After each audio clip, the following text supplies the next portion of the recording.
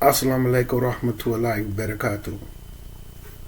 So one of the brothers in the comment, and I'm not sure if he's the same brother who hit me up on Telegram, but it's two brothers kind of speaking in the same way. But anyway, if y'all the same person or if y'all two different people, I'm going to treat it like y'all two different people and try to answer the question or speak on it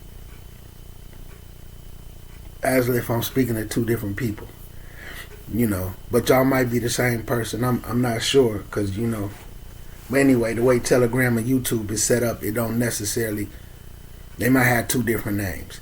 So the brother was saying in a comment and that his wife is struggling with the Deen, and how do he balance basically how do he balance dealing with it, between not really being harsh or whatever. And then the brother on Telegram was saying his wife struggling with Deen, and it's becoming a struggle for him because he can't really have like Islamic conversations with her, or seeing like his specific words was like seeing Islamic videos and discuss things that and discuss things that he heard in Islamic lectures. Like they unable to watch lectures together, on YouTube or things like that. And different things he deal with in classes, he's unable to discuss those things and share those experiences with her, and she's struggling, and it offends her. Like he's trying not to offend her, and he's trying not to be harsh, and they both just want a little advice on what to do. Now, one thing about me is rarely, like if I'm saying something in a video, I could understand. I'm going to be blunt. Some people may take it as harsh because it may trigger them. It may be something going on with them, and it may trigger their emotions when I'm not speaking to them directly. So I'm not trying to come off harsh, but I will be blunt. Okay? So the harshness, like what I'm going to say, like the brother, he did say, she's struggling with praying, she's struggling with fasting and things like that. Me, the harsh point of view, oh, your wife don't pray, you need to divorce her, she's a kafir. Oh, the hadith say the one who doesn't pray, that's what separates us from the kuffar is the salat and all that. Okay, alhamdulillah. You won't get that type of speech from me because I've seen the damage that rhetoric has done. Because although the point is valid, you can be married to a non-Muslim. When you married to that non-Muslim woman, are you going to hold to her account for not making salah? Are you going to hold her to account for not fasting for Ramadan? Are you going to hold her to account for not reading the Quran? Not saying you brothers is going to choose that. Okay? Not saying you brothers is going to choose that. But I'm saying it's permissible to be married to a non-Muslim woman under particular circumstances. Now, through life experiences, I've seen brothers in my vicinity that I was around every day, every weekend, and they had wives. They complained about them not praying. They complained about them not fasting. They complained about them not studying. They complained about them not reading the Quran. All right? And although, they have their issues as well, sometimes Shaitan creeps in. And a lot of fighting and struggle came through these avenues, and they ended up going to find other relationships. But within these relationships, it was the same thing, to the point where they ended up with a non-Muslim and somebody who, possibly talked to the ancestors and, do pagan holidays and all of these type of things. And now their Islam is different. Had they just stayed and went ahead and worked it out and tried to find a middle ground with their Muslim wife who had those deficiencies, their Islam, their life probably would be better. So I don't push that narrative, because I know Islam teaches us that you can be married to a non-Muslim woman. I'm not promoting it, but I'm saying, and I'm not promoting, have a wife that don't pray, that don't do this, but sometimes you just have to have sabr. Especially if you've been in Islam a long time, because some Muslims who came into the Deen of Islam, they had periods of where they didn't pray. They had periods of when they wasn't fasting. Where they didn't have certain consistencies. Sometimes people just need someone to be patient with them and allow them to grow. And I've seen the flip side. I've seen brothers who had sisters who pray diligently, sunnah prayers, listen to lectures, even memorize Quran and du'as. Memorize a lot of Quran and memorize a lot of du'a. Fast during Ramadan and do sunnah fasting. But they was a terrible wife. And they had some terrible speech. Then they mistreated people. So I'm saying all that to say, you just got to figure out a middle ground and have some patience. Is she a good wife? Now, if she's a bad wife,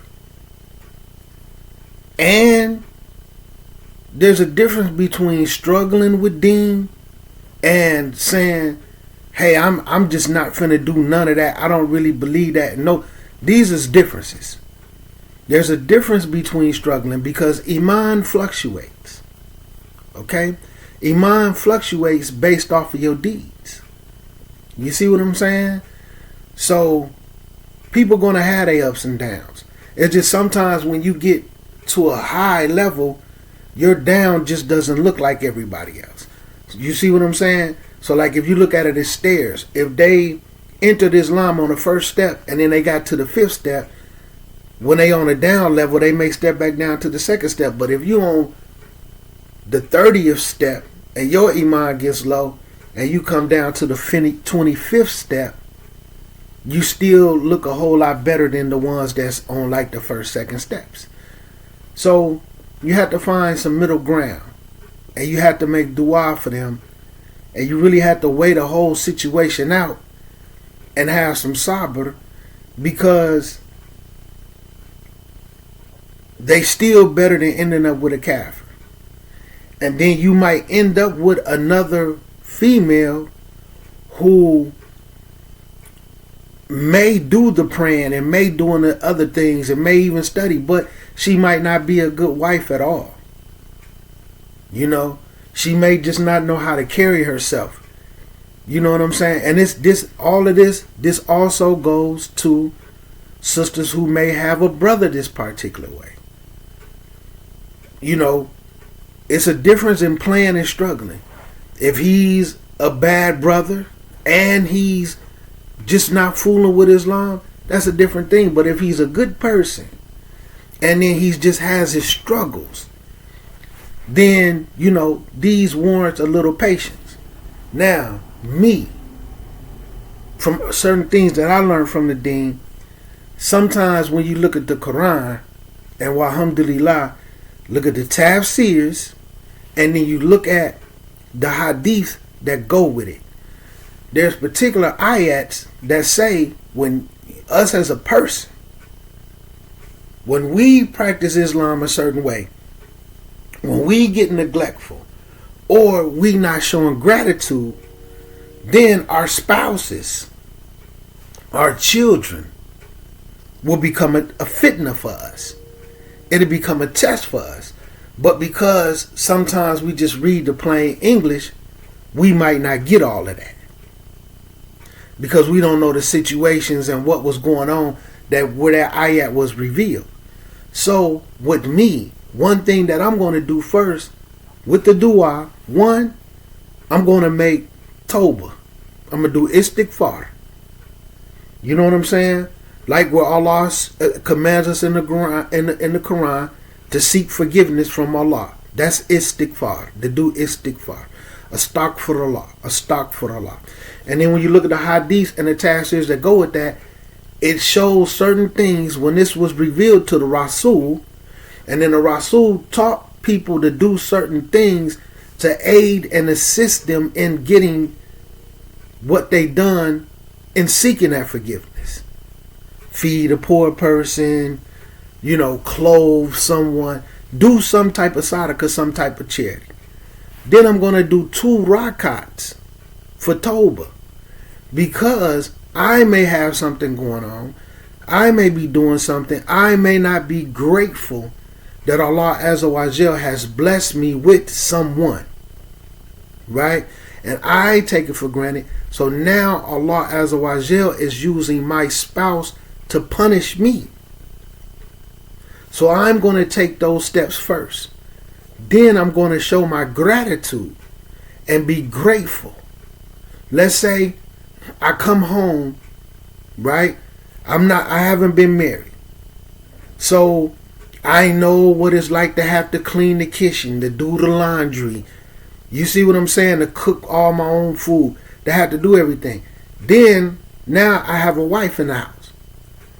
I know when I come home from work and the kitchen is clean and it's smelling good and the dishes is put up, I'm going to walk up to my wife and give her a kiss, maybe on the back of her neck, maybe on her forehead, kiss her lips, and I'm going to tell her thank you. Thank you. Because I appreciate what they've done. This is showing gratitude that Allah blessed me with that. I may come in the house, get off work, take the garbage out, come in the house, kitchen clean, the little towels and stuff is folded, from the laundry. Towels and things have been folded. I'm going to go hop in the shower, rinse off my work, and then I'm going to make wusul, and then I'm going to come to my prayer area, and I'm going to do 2 rakats for thankfulness. My wife might be right there seeing me praying, but they don't know what I'm doing. I'm going to do 2 rakats, just to thank Allah for allowing me to have a home to come to, for allowing me to be able to leave a job that has provisions, come home to a safe home, and then the dishes is done, the towels is folded up, then I can take a shower, okay, and make a wusul, and then come do 2 rakats in a prayer area, and then go and enjoy my spouse. But it starts when I walk through the door and see, alhamdulillah, my wife has washed, she's cleaned up the kitchen. She's folded the laundry. I'm thanking Allah for her. She might not necessarily know what I've did. You know what I'm saying? What I'm doing. And then I don't want to tell her thank you all the time, because, eventually it's going to be like, you don't have to keep thanking me. But you got to thank Allah also. Sometimes, I'm saying all that to say, sometimes we have to take those type of steps. And again, not taking a dig at people who don't believe in tafsirs, because I know they don't really understand what tafsirs are. But when you read tafsirs and you know the hadiths that go with the situations where the ayat was sent down, you know to take these type of steps with the ayats that say your wife, your husband, your children, your spouses can become a fitna for you.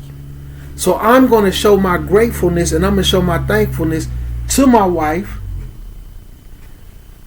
and to Allah first and foremost. But I'm going to show the same thing to my wife, because Allah might choose to punish you with your spouse. When you see in the Deen, we can be tested with what we love. Okay? We can be tested with what we love. I know Muslim sisters, and I know brothers that's married to Muslim sisters. They wife might celebrate birthdays. They might wear weave, right? They might do a different things. I don't judge their situation. And the brother might confide in me, not the brother, because I don't want anybody to feel triggered or specific. This is numerous situations. And a brother might confide with me in a way that they feel, and I don't say, you need to divorce them and find somebody else. Because in today's time, that might be difficult. But their wife might be a good, outstanding wife. She's just struggling with her iman. She don't realize the celebrating the birthdays and things is causing her to have a dip in her iman. But it's still better. That's still a better solution for the brother than for him to leave her alone and mess around and end up with a kafir girlfriend who does all that same stuff anyway. You see what I'm saying? And then, or he might have a wife who may do some of those things, but she's a horrible wife. She's horrible company.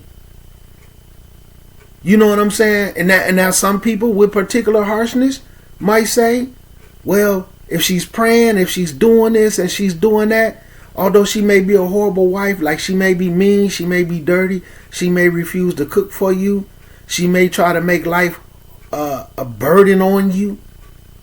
You know, I'm just going to refuse to do anything. And I'm going to talk to you any old type of way. Because I know brothers who have to deal with that. I know, and a lot of people familiar with this story. Because people who listening to these harsh people. So it was a Muslim couple. They have been married for years. They older. They actually have children. That was, I think at the time, their oldest child may have been 19 or 20. So, but they had several children. Okay? So, because the brother continued to listen to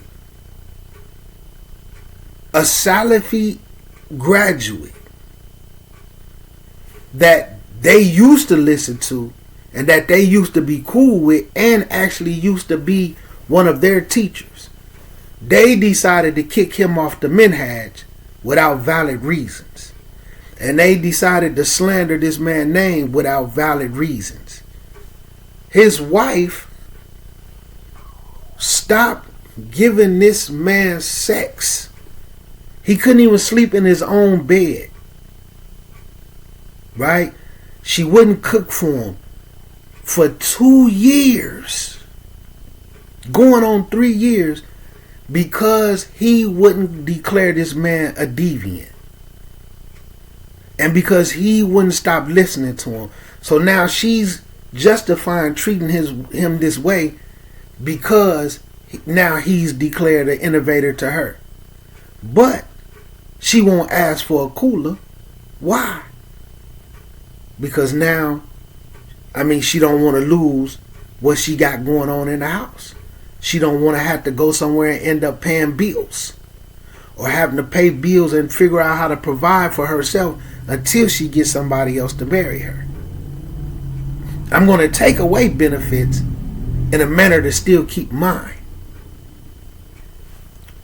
I'm not going to speak on her character, but the brother had sabr with her. But she may not have been a good wife. But he had sabr with her. So what ended up happening, they went to go make umrah. So some of the students who wasn't from that harsh Salafi aspect took them to sit with some scholars. And the scholar set her straight. I'll put it that way. And the scholar set her straight, even with concerns of the particular student, imam, graduate that they were slandering, and put her straight on what was that brother's real conditions. Daki. So the sheikh had to set her straight. And they in Mecca. So they sitting with scholars. Set her straight with regards to that student. Set her straight in regards to that form of dawah that had her mistreating her husband with a reason that wasn't valid. You see what I'm saying? How they love to say, what scholars preceded you in this manner? What scholars told you to treat your husband that way based off of this feeble information that isn't even accurate? But the brother remained patient with that sister for 2 years. No sleeping in the bed in any way, shape, or form. No laying down with her, no activities for 2 years. And after they sat with the sheikhs, with the real sheikhs, their marriage became beautiful again. So sometimes, man, you just have to figure out what's going on. Maybe your wife is struggling because she might be listening to some bad dawah. I don't know. But she may be listening to some bad Islamic dawah, or she's listening to the dawah from the women in her family, the women she worked with, if she worked, that outside noise. You know what I'm saying? Because like it say, when you get into the deen, like it say, you have to choose your companions wisely, whether they family members, whatever. Because if you're not giving them dawah, they're going to be giving you dawah. So, who knows what the reason is? Always rely on istikhara.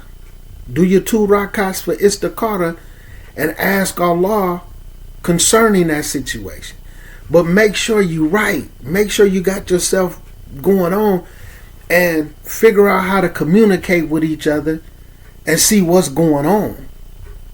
Like, sit down, because sometimes, man, couples have to really fight and argue and go through circumstances before they able to sit down and really say what's what. Because everybody want to hide what they feeling instead of talking it out. We expect each other to be mind readers. Husbands the same way. Sometimes they expect wives to be mind readers. They might not consciously be like, I expect her to read my mind. But sometimes it's like the same thing she doing. We're the same creature. You understand?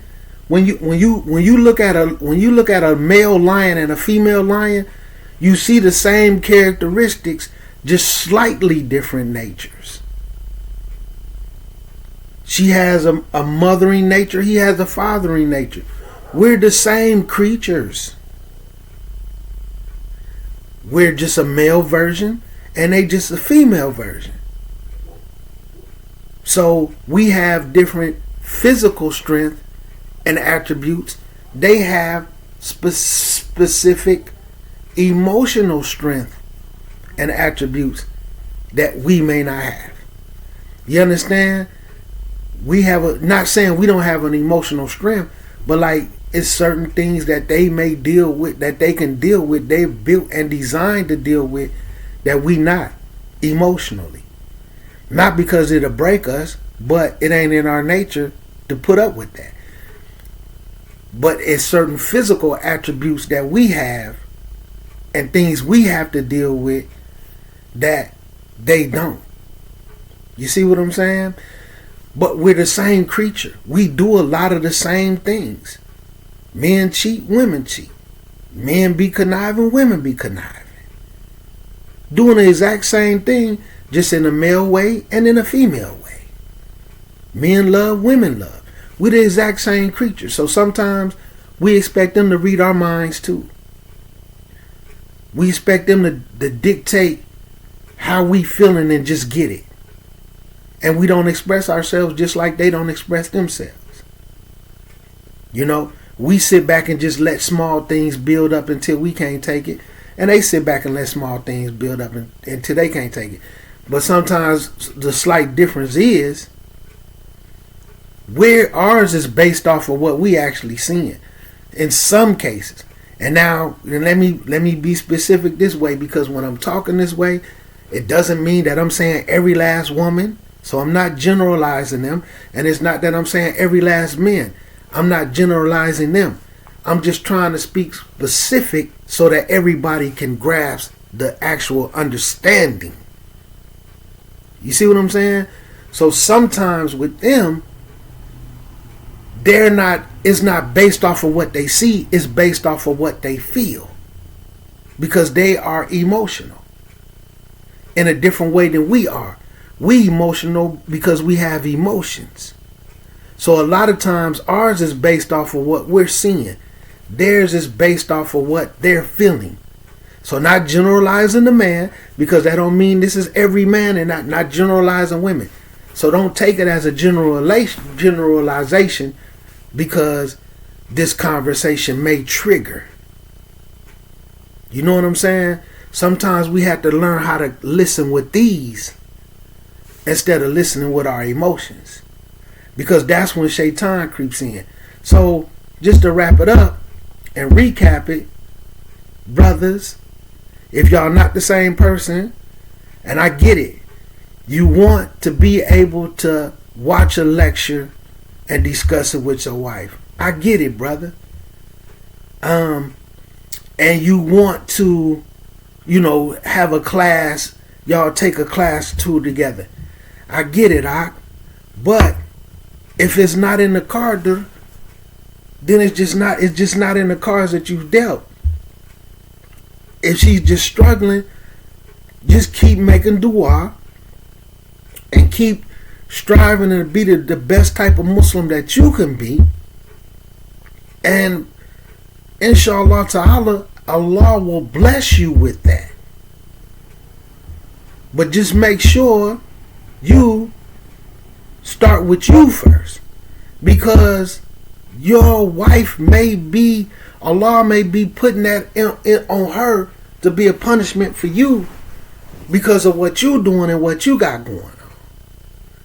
So even at the end of the day, I'm being careful with my words. It doesn't mean that you can't find a better Muslim sister, but it's not guaranteed. And I see a lot of people who had a good wife, but she struggled in Islam, and then they chased it, and they went through marriage, through fornication, and just landed with a kafir. And they with the kafir, and they pleased with the dunya that they have with the kafir, but the marriage, the compatibility is just null and void. But they have a pretty life because they got nice cars, they got nice furnitures. So you got to sit back and think about what's important, man. Just like a brother who, that watch my channels, man. You know what I'm saying? And I'm only because he comments. So I'm not putting his business out there, but you know, he put in a comment, you know, basically him and his wife was together when he wasn't Muslim. And you know, they have several children, and he accepted Islam. She hasn't accepted Islam yet. But this brother has a good wife. They compatible, they work together. They have their children together. And then there's other people who trying to convince him that he need to leave her because she hasn't, because she's not Muslim. You see what I'm saying? And then do what? Leave her, right? And then go get some other person, some other sister who may not be a good Muslim either. That may not just be a good Muslim. Oh, well, she's better. You don't know what's going to go on with that man's wife. She might end up accepting Islam. He's making an excellent choice in not getting rid of her. It's not mandatory that he get rid of her. But this harsh dawah, we have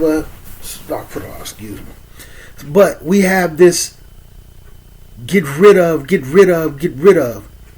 You know, sister, if the brother raised your voice a little bit, ask for a cooler.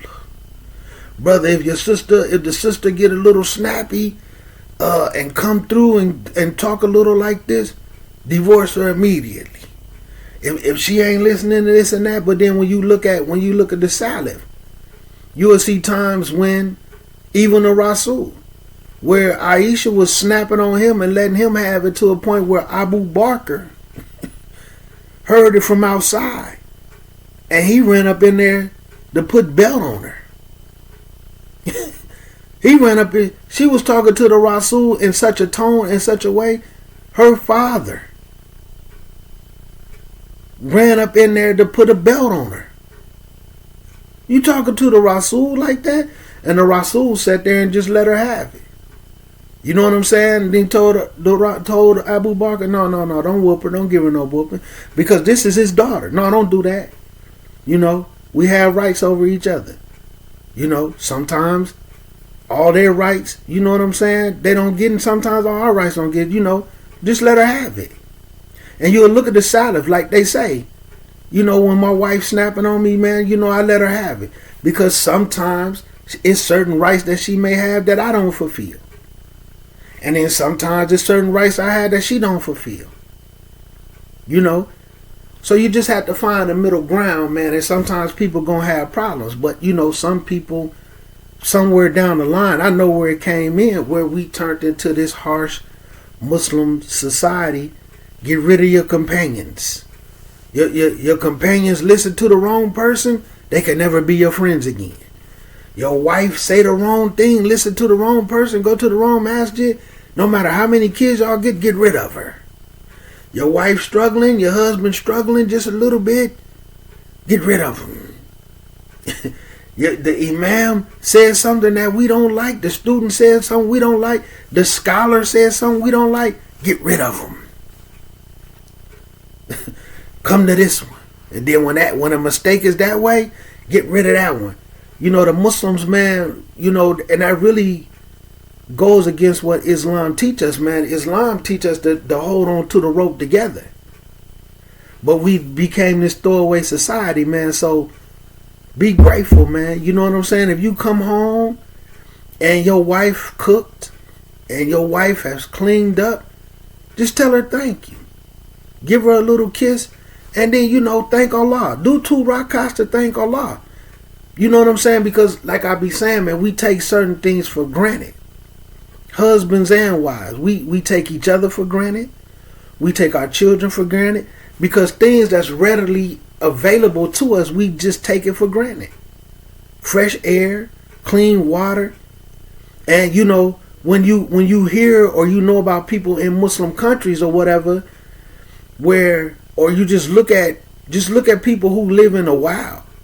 They don't even have clean water to drink or bathe in. No way to really clean meat. They just killing animals and eating it, and the feces and stuff is eating the intestines, you know. We take that stuff for granted. So sometimes we take our wives and our husbands for granted. We take our spouses for granted. So show that gratitude, man. Like I say, that's how I am. I walk in the house, kitchen be clean, house smell good, towels is folded up, the laundry is folded, and I'm gonna take my shower, you know what I'm saying, rinse that work off of me, and I'm gonna come do 2 rakats and thank Allah that Allah blessed me with a woman that did these type of things for me, as opposed to looking at her like, that ain't nothing. That ain't really nothing, because I could do that for myself.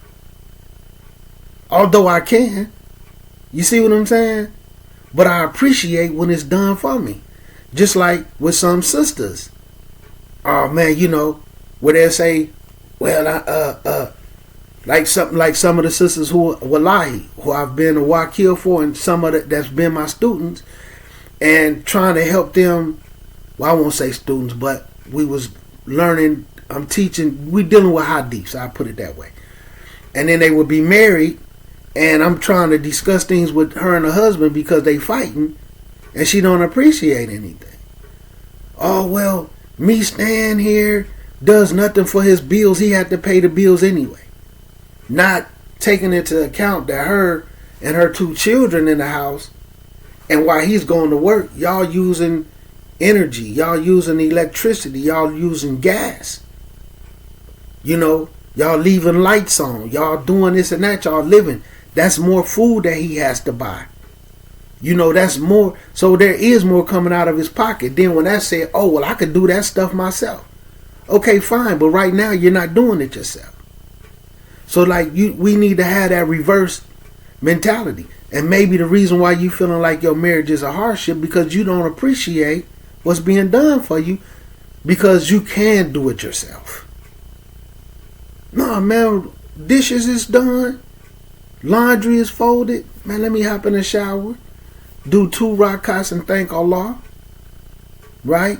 And then after I get through doing these 2 rakats and thank Allah, I can go enjoy my wife's company, even if I might sit around and pick with her. You know what I'm saying? We might be watching a movie that's a love story, and the dude might be getting ready to propose to the woman, and I might yell at the TV, don't do it, brother. Don't do it. Just, jig at her a little bit. But it's my appreciation. I get to enjoy her company. I thank Allah for that.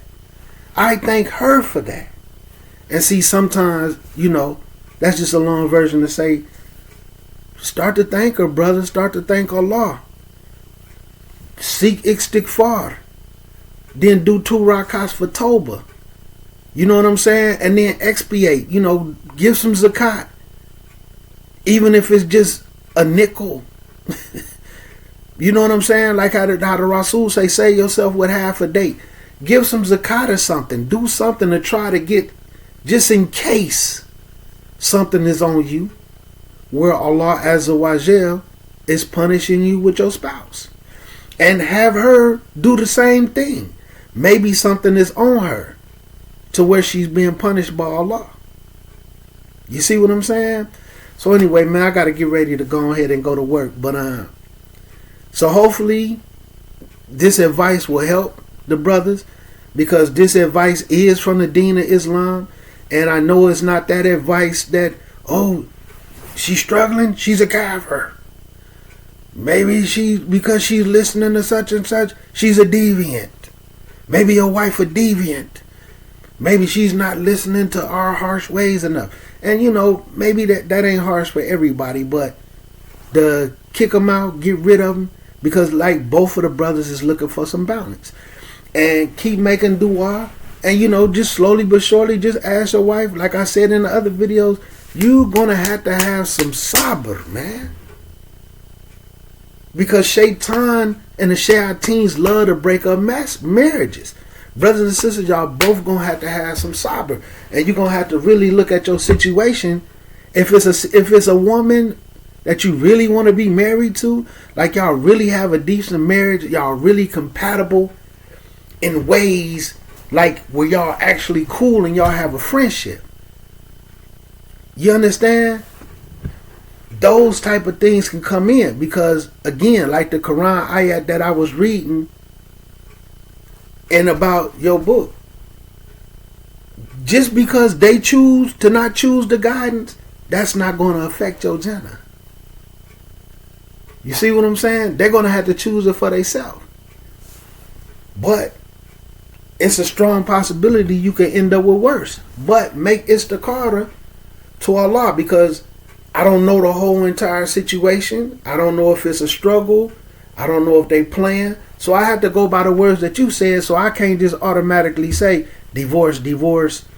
And you looking for some middle ground. You're just going to have sabr and start with yourself first.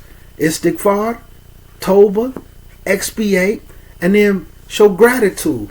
Show that you're grateful. You understand?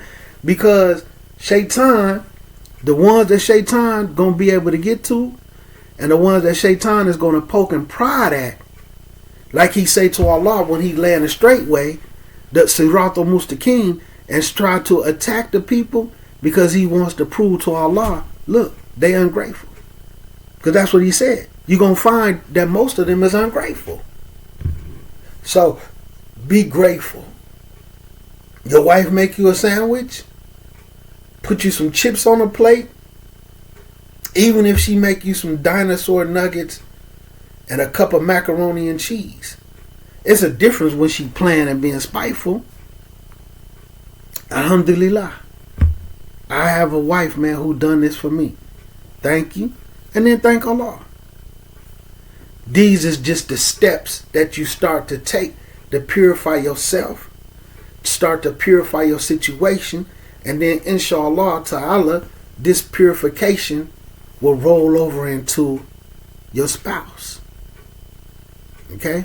Assalamu alaikum wa rahmatullahi wa barakatuh.